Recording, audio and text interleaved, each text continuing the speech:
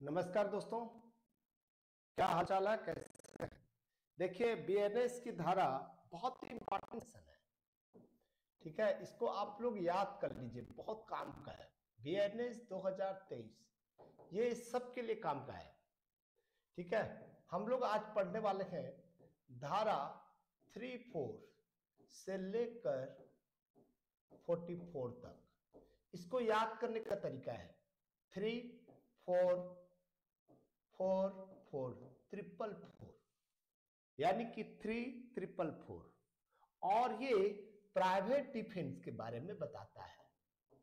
Private defence, आप लोग समझ रहे होंगे प्राइवेट डिफेंस का मतलब क्या होता है, पता है ना?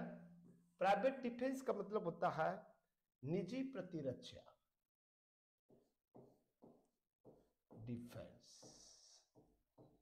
निजी प्रतिरक्षा, खुद की रक्षा करना।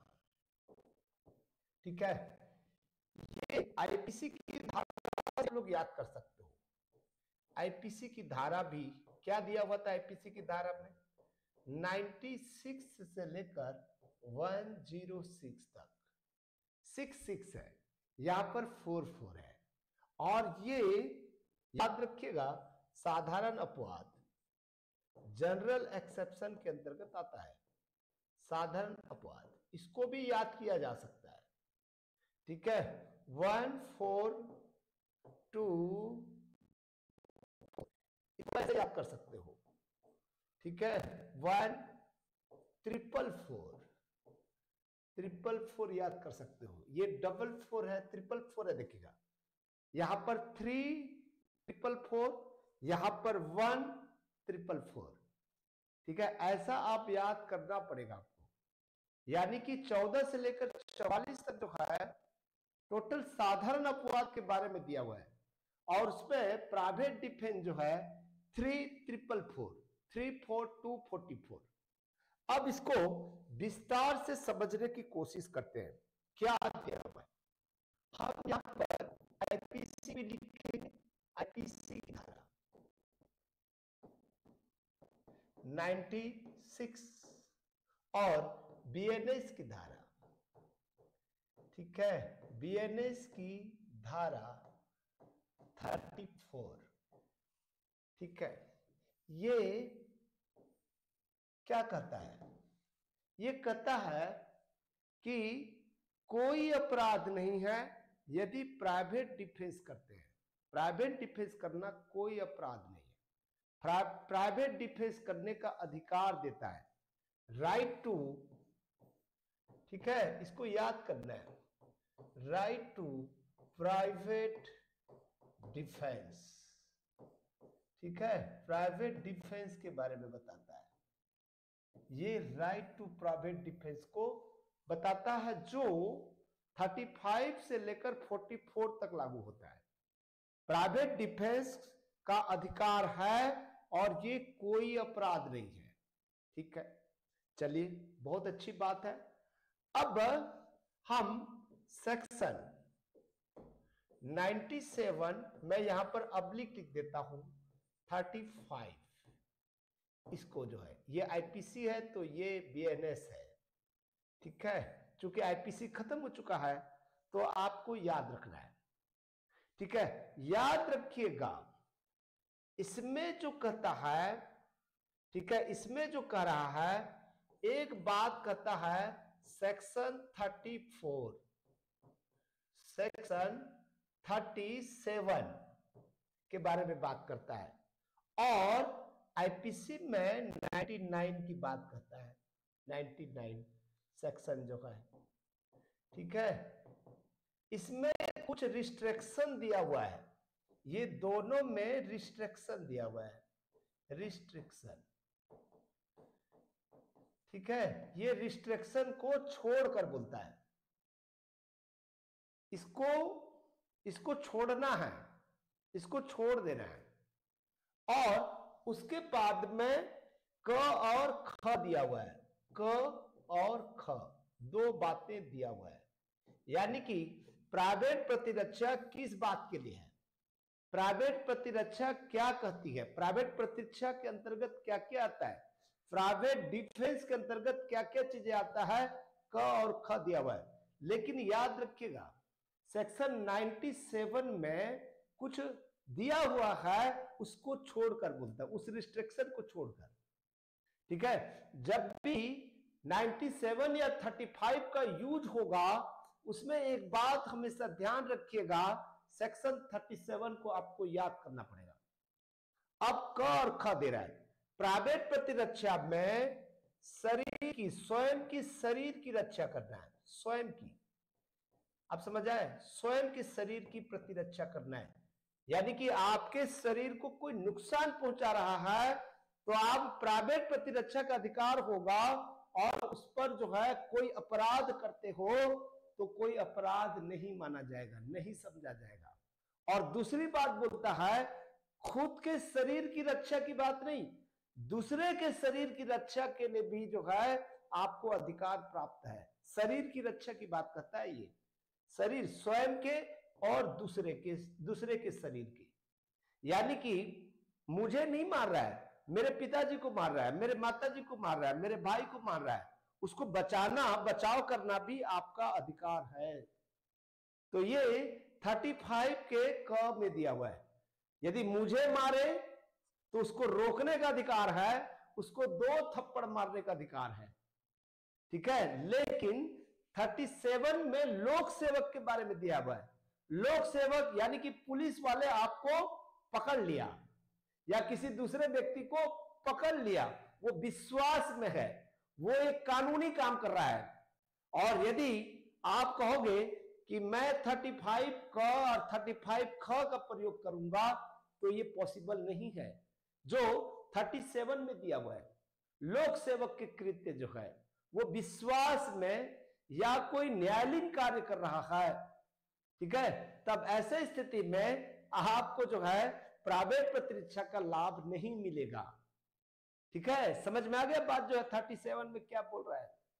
तो लेकिन यदि वो कोई शासकीय सेवक है, शासकीय सेवक को छोड़कर अन्य व्यक्ति आपके शरीर को नुकसान पहुंचा रहा है या किसी दूसरे के शरीर को नुकसान पहुंचा रहा है तो प्राइवेट डिफेंस करने का अधिकार प्राप्त होगा और कोई अपराध नहीं माना जाएगा। इसी प्रकार से ख कहता है संपत्ति की सुरक्षा करने का अधिकार है, संपत्ति की सुरक्षा। ठीक है, यह भी एक प्रकार के डिफेंस है। ठीक है, यह भी एक अधिकार है, डिफेंस, राइट टू डिफेंस है।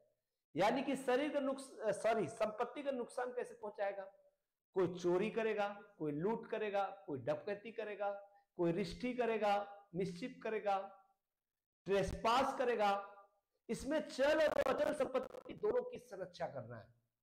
खब क्या कहता है, चल और अचल संपत्ति को कोई व्यक्ति नुकसान पहुंचा रहा है या ट्रेसपास कर रहा है तब उसको रोकने के लिए अपराध करेंगे तो याद रखिएगा कोई अपराध नहीं माना जाएगा।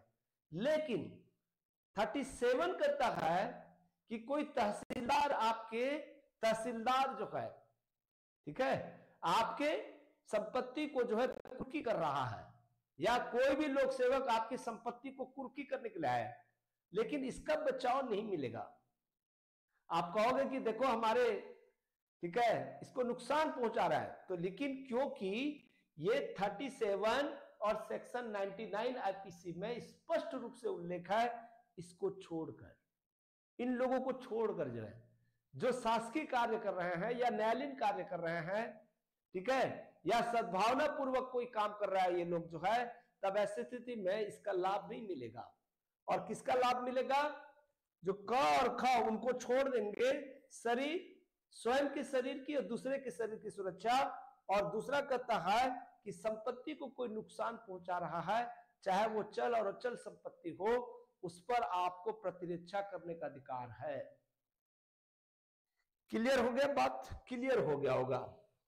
अब नेक्स्ट देखते हैं दोस्तों, ठीक है, कौन सा आ जाएगा, कौन सा आ जाएगा भाई, एक बार देख लो देख लो देख लो देख लो। सेक्शन 35 हो गया, ठीक है, सेक्शन 36, सेक्शन 36 या सेक्शन, आप कह सकते हैं इसको सेक्शन जो है 98। ठीक है, ये बहुत इंपॉर्टेंट सेक्शन है। किसके बारे में कहता है? प्रतिरक्षा का अधिकार कैसे दिया?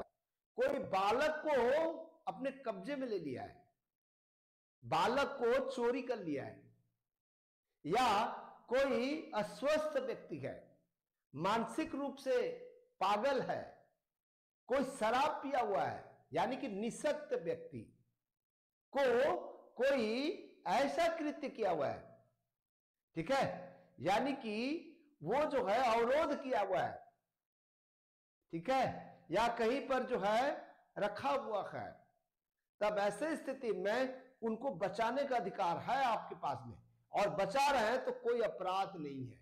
याद रखिएगा, कोई अपराध नहीं है। और आपको पता होना चाहिए, ये तो आईपीसी का है, आईपीसी का 98, और सीआरपीसी में दिया हुआ है, सीआरपीसी में 98, ठीक है। और बीएनएसएस में जहां से क्वेश्चन पूछा जाता है, देखिएगा 101 में दिया हुआ है, क्या मजिस्ट्रेट, मजिस्ट्रेट जो है, ठीक है, क्या करेगा, किसी सर्च वारंट जारी कर सकता है, सर्च वारंट, किसी के घर को घुस सकता है वो, ठीक है, किसी बालक को या किसी महिला को या किसी अपाहिज को या मानसिक रूप से रोगी को, ठीक है, इन लोगों को बचाने के लिए जो मजिस्ट्रेट है वो किसी के घर में प्रवेश कर सकता है, आप मना नहीं कर सकते। सर्च वारंट जारी करता है 101 में जो है, या 98 में जो है, ठीक है, उनको अधिकार दिए रखा है। यानी कि आप ऐसे लोगों का प्रतिरक्षा कर सकते हैं, प्रतिरक्षा करने का अधिकार है सेक्शन 96 में। बालक है, महिला है, मानसिक रूप से रोगी है, ठीक है, इन लोगों को जो है, अस्वस्थ है, शराबी है, नशा का सेवन किया हुआ है, क्योंकि वो कुछ नहीं कर पा रहा है, तब ऐसे स्थिति में उनकी रक्षा करना आपका अधिकार है, ठीक है। ये कोई अपराध नहीं है, आप समझने की कोशिश करिएगा, ठीक है। और मैं, ठीक है, मैं सेक्शन 38 को मैं बता चुका हूं। अब देखिएगा सेक्शन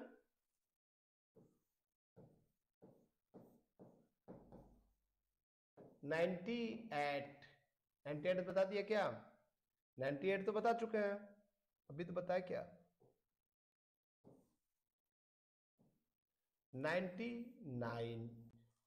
99 और बीएनएस की धारा 37, ये बीएनएस है, ये आईपीसी है।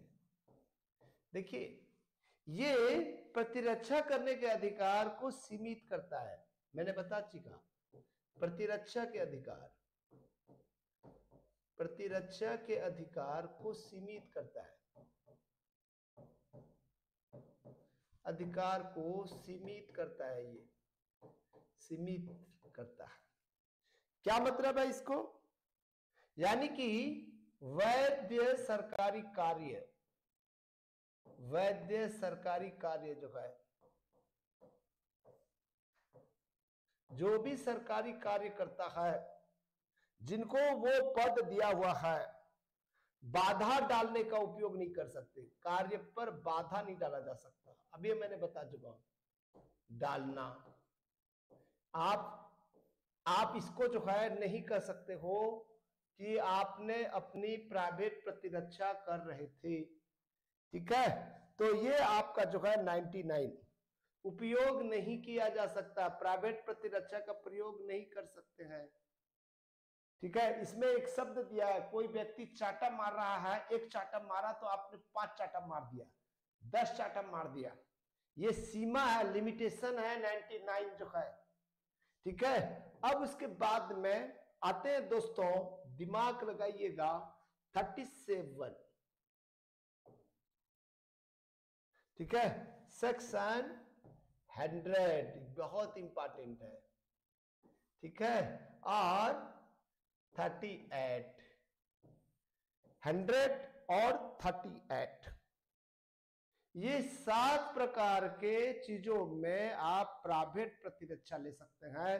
किसी के मृत्यु भी कर सकते हैं। कब मृत्यु कर सकते हैं?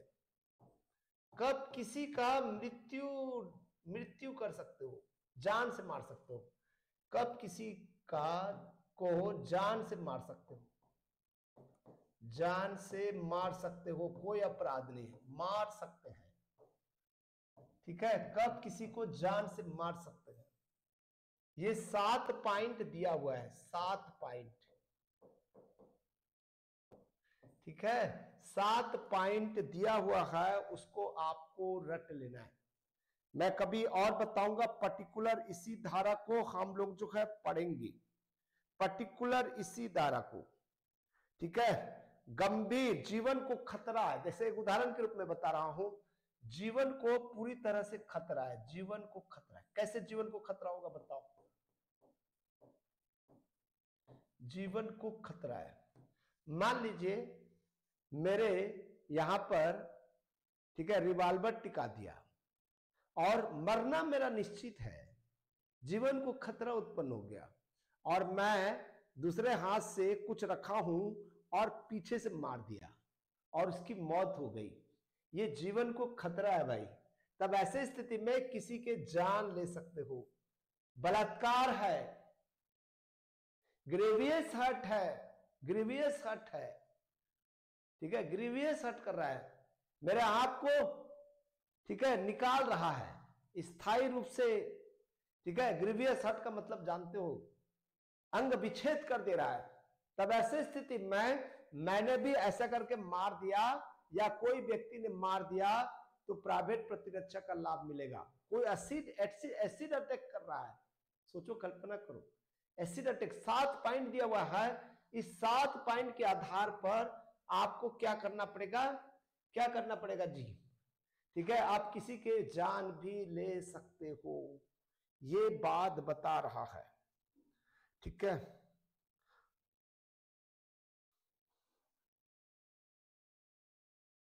लेकिन 101 में, ठीक है, धारा 101(39) में,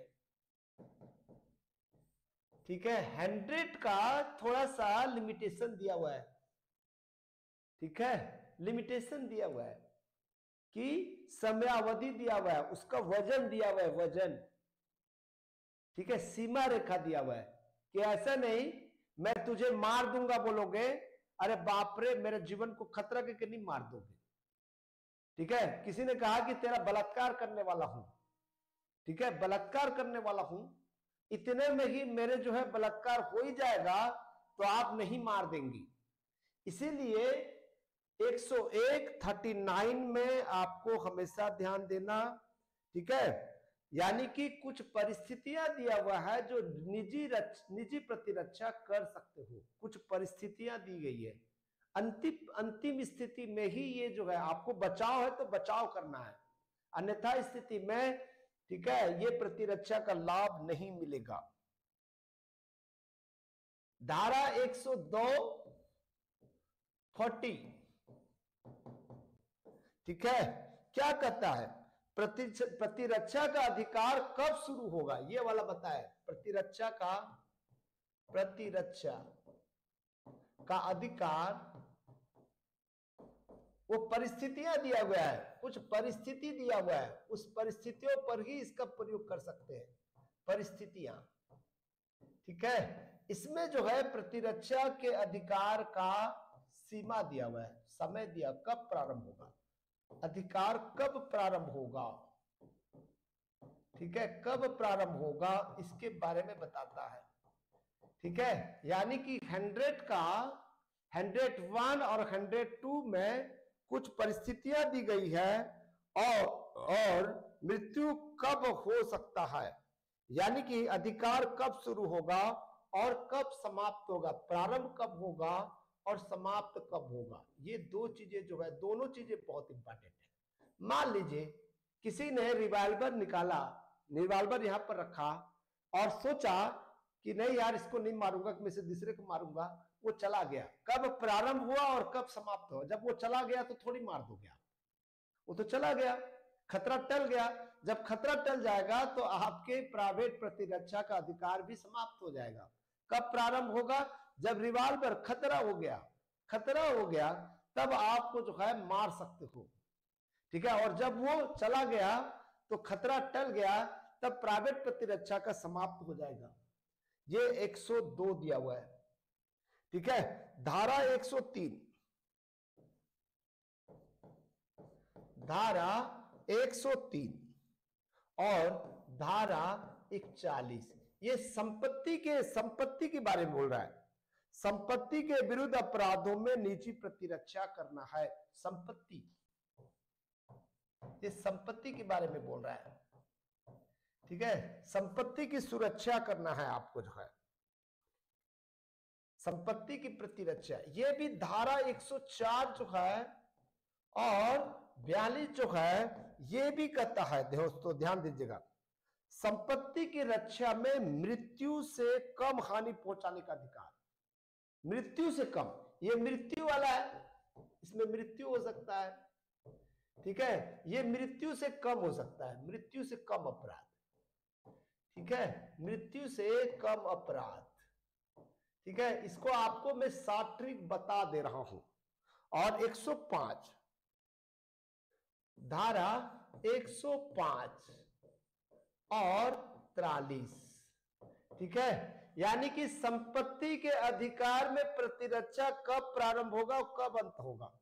कब? संपत्ति में। ये संपत्ति के लिए है, याद रखिएगा, संपत्ति के लिए, संपत्ति के अधिकार, संपत्ति के प्रतिरक्षा के लिए अधिकार जो है कब प्रारंभ होगा, कब प्रारंभ होगा, ठीक है, और कब अंत होगा, अंत के बारे में बताता है, ठीक है दोस्तों। और एक लास्ट बच गया, याद रखिएगा, लास्ट धारा है धारा 106 और 44, इसको भी याद कर लीजिएगा। इसमें कहता है कि निर्दोष व्यक्ति को नुकसान पहुंचाए बिना, निर्दोष व्यक्ति को नुकसान पहुंचाए बिना, ठीक है, आत्मरक्षा संभव ना हो, आत्मरक्षा संभव ना हो। एक निर्दोष व्यक्ति है उसकी सुरक्षा करना है, उसके बिना आत्मरक्षा संभव ना हो तब प्रतिरक्षा का अधिकार लागू है, ठीक है। यानी कि पुलिस वाले जो है जब खतरा महसूस होता है तब जाकर जो है वो गोली चलाते हैं, पीड़ित पक्षकार को बचाना है, ठीक है। तो ये 106 और 44 जो है दिया हुआ है। कैसा लगा? पूरा याद हुआ? याद नहीं हुआ? याद हुआ तो जरूर कमेंट्स लिखकर बताइए। मैं तो ट्रिक के साथ बता रहा हूं, बाद में फिर ज्यादा एक्सप्लेन भी करेंगे, ठीक है दोस्तों। Thank you, thank you, thank you, thank you.